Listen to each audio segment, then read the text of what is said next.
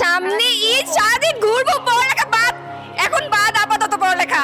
ঈদটা অনেক ভালো কাটবে বিকজ পরীক্ষা শেষ তো। পরীক্ষা শেষে ঘুরতে যাব, নানু বাসে যাব। শিক্ষামন্ত্রী যা করতেছে তুলনামূলক ভালোই করতেছে, কাজ ভালো কিছু পরিকল্পনা নিয়েই তো উনি করতেছে, তাই না? তা আমি ওনাকে অ্যাপ্রিসিয়েট করি। পরীক্ষার পরে শিক্ষার্থীরা যে পরীক্ষাটা দিয়েছেন তারা সেটা কিভাবে মূল্যায়ন করবেন, কতটুকু গুরুত্ব দিয়ে তারা সেটাকে দেখবেন, বা কোন জায়গায় তারা মার্কস দিবেন, কোন জায়গায় মার্কস দিবেন না, সেই বিষয়গুলো সহ সবকিছু মিলেই কিন্তু একজন শিক্ষার্থীর পক্ষে ভালো রেজাল্ট করা সম্ভব।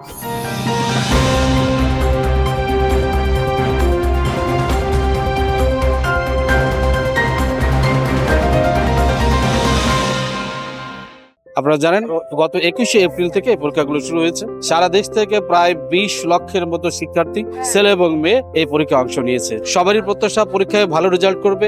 ভিতরে শিক্ষার্থীরা পরীক্ষা দিচ্ছেন, আপনারা দেখতে পাচ্ছেন, এবং বাইরে গার্ডিয়ান কিন্তু তারা অপেক্ষা করছে। তাদের সবারই প্রত্যাশা একটাই, তার সন্তান বা শিক্ষার্থী ভালো রেজাল্ট করবে। তো চলুন আমরা একটু কিছু গার্ডিয়ান যারা আমাদের এখানে দাঁড়িয়ে আছেন তাদের একটু প্রত্যাশার কথা শুনি, তারা এই বিষয়গুলো নিয়ে কি ভাবছেন।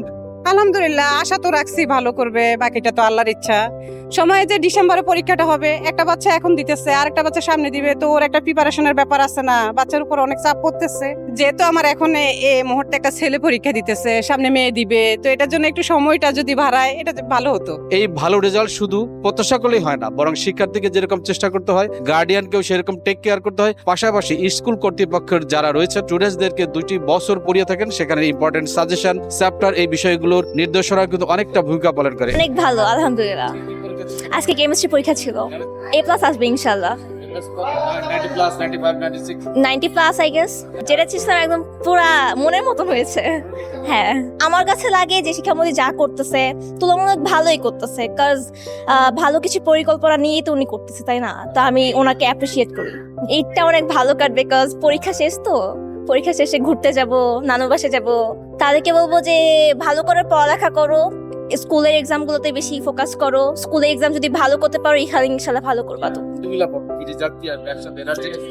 ইনশাআল্লাহ অনেক ভালো আসবে। সামনে ঈদ, সারাদিন ঘুরবো, পড়ালেখা বাদ। এখন বাদ আপাতত পড়ালেখা। এক্সাম হয়েছে, রাত্রে ঘুমাতে পারিনি, বলার বাইরে ঘুমাতে পারিনি। আম্মু তো ঘুমাইতেই যায় নাই। মানে আম্মু বলছে তুমি পড়ো, তোমার A+ লাগবে, পরে পরীক্ষা শেষে তুমি যা মন চাই তা করো। আগে ঘুরবো, একটু ফ্রি হই, তারপর হচ্ছে বই নিয়ে বসবো। Thank you. শুরুর দিক দিয়ে প্রথম ভালো হয়েছে, ইংরেজির একটু একটু হার্ড করছে, কিন্তু আলহামদুলিল্লাহ এখন মোটামুটি সবকিছুই ভালো দিছে। যেমন গ্রুপে এগুলো অতি সহজ, যা আছে যা 100 মানে 75 মার্কের অ্যান্সার আমরা ফুল করে আসছি। আর ইনশাআল্লাহ A+ আসবে।